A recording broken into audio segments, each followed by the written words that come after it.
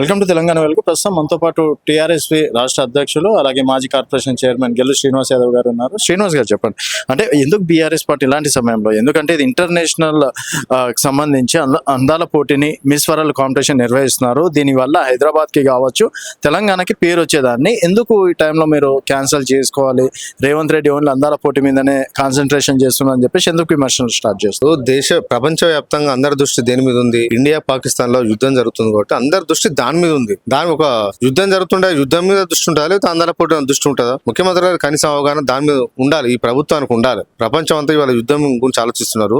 India Pakistan లో వారు జరుగుతుంది. దీనివల్ల ఎవరికి నష్టం, ఎవరికి లాభం, దాని మీద యుద్ధాన్ని ఎట్లా ఆపాలని చెప్పి కొన్ని దేశాలు ప్రయత్నం చేస్తూ ఉంటారంటే, ఇవాళ ముఖ్యమంత్రి గారు అందాల పోటీలు నిర్వహించి దీని ద్వారా ఏం ఖ్యాతి పెరుగుతుంది? భారతదేశమే ఇవాళ యుద్ధం మీద ఫోకస్ చేసింది. భారతదేశ సార్వభౌమత్వాన్ని కాపాడడానికి భారత ప్రభుత్వం ఇవాళ సైనికులు విరోచితంగా ఇవాళ పోరాటం చేస్తున్నారు.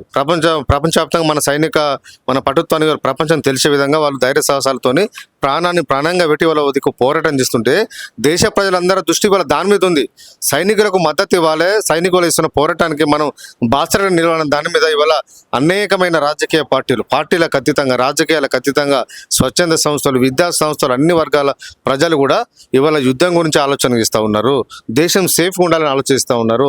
మన దేశానికి నష్టం జరగకుండా పాకిస్తాన్ నుంచి ఉగ్రవాదులను ఖతం చేయాలి, అంతం చేయాలని దాని మీద ఇవాళ యువకులు, విద్యార్థులు అందరు ఫోకస్ దాని మీద ఉంది. ముఖ్యమంత్రి గారు మాత్రం అందల పోటీ ముందు చాలా చిన్నగా ఆలోచిస్తున్నారు. ఇంత పెద్ద రాష్ట్రం, 4 కోట్ల ప్రజలు, 4 కోట్ల జనాభా ఉన్న ఈ రాష్ట్రంలో కూడా ముఖ్యమంత్రి గారి ఆలోచన ఉండాలి. యుద్ధం జరుగుతా అంటే రేపైనా జరగరాని సంఘటన జరిగితే మన పౌరులు మనం కాపాడుకునే సత్తా మన దగ్గర ఉన్నదా లేదా, దానికోసం ఏం చేయాలనే దాని మీద ముఖ్యమంత్రి గారు దృష్టి ఉండాలి. ఈ 4-5 రోజుల దృష్టి ఎట్లుండాలి, వాటి మీద దృష్టి పెట్టాలి. కేసీఆర్ గారు కరోనా వచ్చిన సందర్భంగా భారతీయ జనతా పార్టీకి, బీఆర్ఎస్ పార్టీకి పడదు. రెండు భిన్నమైన రాజకీయ పార్టీలు, భిన్నమైన ఆలోచనలతో పోయే రాజకీయ పార్టీలు అయినప్పటికీ కూడా కేసీఆర్ గారు ఒకసారి కేంద్రం ఒక నిర్ణయం తీసుకుంటే దానికి అనుకూలంగా మన తెలంగాణ ప్రజలను సమాయత్తం చేసిండు, అందరినీ జాగృత పరిచిండు. నిత్యావసర సరుకులు, వస్తువులు వాళ్ళందరికీ సరిపోయిన ఉన్నాయా లేవా, ఉంటే ఎట్లా సప్లై చేయాలి, పేదవాళ్ళు ఎంతమంది, బిలో పావర్టీ లైన్ ఎంతమంది ఉన్నారు, వాళ్ళకి ప్రభుత్వ పరంగా మనం ఏం సహాయం చేయాలి, స్వచ్ఛంద సంస్థల నుంచి ఏ విధంగా సహకారం తీసుకోవాలనే దాని మీద ఆ రోజు ముఖ్యమంత్రి గారు కేసీఆర్ గారు అనేకమైన రివ్యూ మీటింగ్లు పెట్టి ప్రజలకు మనోధైర్యాన్ని ఇచ్చిండు. ఇవాళ వేరే రాష్ట్రాలకు వెళ్ళి వచ్చిన కార్మికులు కూడా ఇక్కడ తెలంగాణలో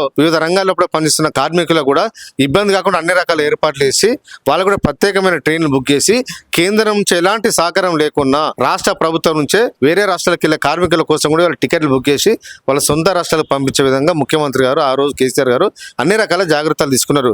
ఇట్లా ఆ రకంగా ఒక ముఖ్యమంత్రి స్థాయి వ్యక్తి ఆ రకంగా ఆలోచన చేయాలి. ఇవాళ రేవంత్ రెడ్డి గారు అట్లా ఆలోచిస్తున్నారా? ఇవాళ తెలంగాణ ప్రజలు ఆందోళన చెందుతా ఉన్నారు. ఏం షెడ్యూల్ అని ప్రీపోన్ చేసుకోరాదా? అందర బామ్మలు తర్వాత రమ్మంటే రారా? ఒక టికెట్లే కదా నువ్వు బుక్ చేసేది, వాళ్ళ తర్వాత కూడా వస్తారు. ఏముంటే పెద్ద ఇష్యూ కాదు కదా. దేశం ముందు, దేశ సార్వభౌమత్వం ముందు ఇంత పెద్ద దాని ముందు టికెట్లు పోస్ట్ పోన్ చేసుకుని పెద్ద ఇష్యూ, సమస్యనా?